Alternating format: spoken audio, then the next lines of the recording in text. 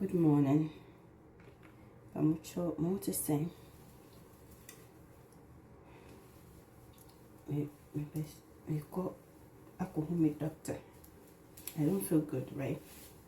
But let me drink assembly. Then I wanted to. This anyway is making me realize that I'm so done with some about assembly. I'm done with it. I'm not so ready for all this pain and all this packing and stuff. I am a queen of box braids. With me jumana people can me now for kata for in the hospital gone at the days. Karen, I like how you pack your hair. Me na meet me chick microphone to her a pack you me braids ma. I say no me will say my bawaye it's not for everyone. It's not for everyone. I'm done with it. I just enjoy my my easy life. Me new be any stress, me new be a car, that kind of thing. But anyway, I was listening to a podcast, and then I was thinking of deep into it, and I'm like, darkness, right? Pain, and all of those things that happens in our lives. I am pain. Why don't we want that? Right? Because we share the book of Genesis chapter 1. We share the book of Genesis chapter 1 in 1. Or say then, in the beginning God created the heavens and earth. Now the earth was formless and desolate. And there was darkness upon the surface of the watery deep. And God's active force was moving about over the surface of the waters. There was darkness. The whole surface of the earth was full of darkness.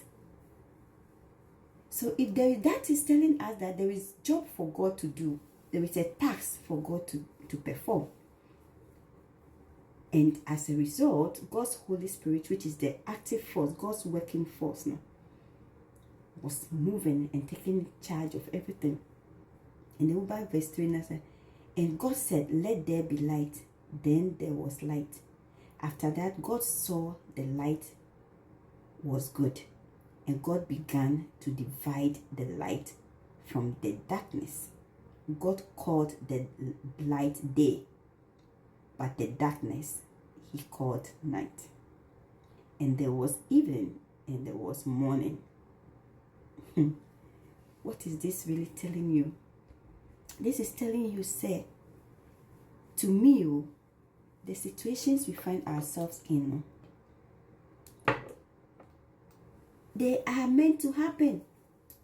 Of course, when the darkness is there, we don't see it as glorious. We don't see it as periods where we should give testimony to God. We should acknowledge God that God has work to do and thank him for proving that there is work to do.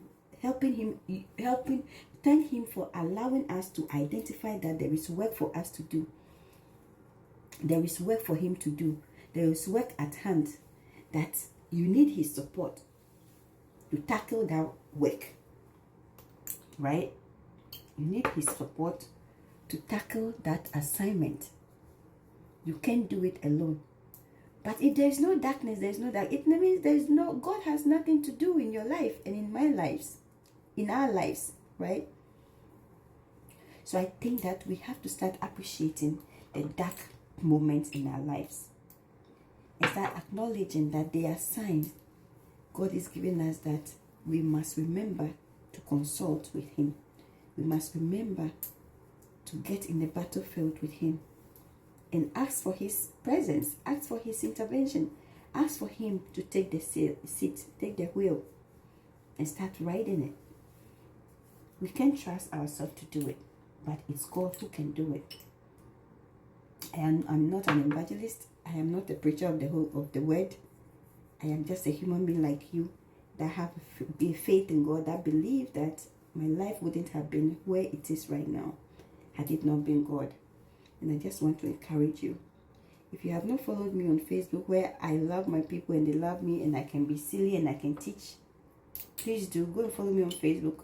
and listening to my video I did this morning was hours and hours and hours of conversation. It was more than a podcast.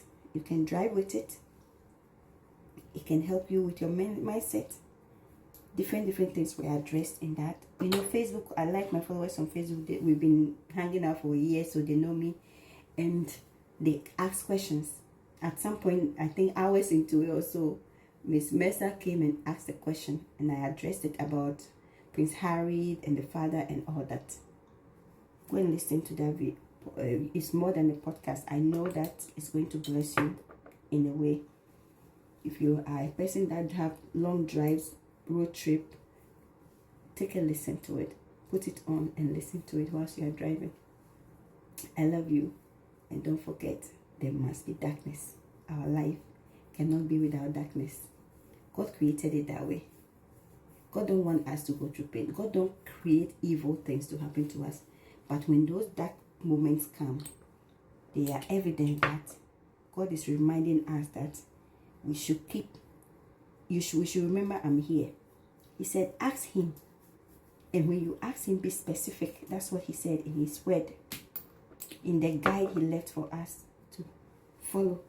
He said, ask him anything and he will do. So to me, thinking about that podcast I listened to and thinking about this quotation, read the Bible, read the book of Genesis chapter 1 and see if it's relatable. See if it makes sense. Because I do believe that there must be darkness. There must be darkness. So you can see the glory of God. If there is no darkness, you will not. Mostly when people are in pain, they are going to turmoil. That's when we remember God exists. Maybe it's God's way to remind us that we cannot be self-reliant. We have to come back to him. We have to consult with him. We have to trust him. We have to have faith in him.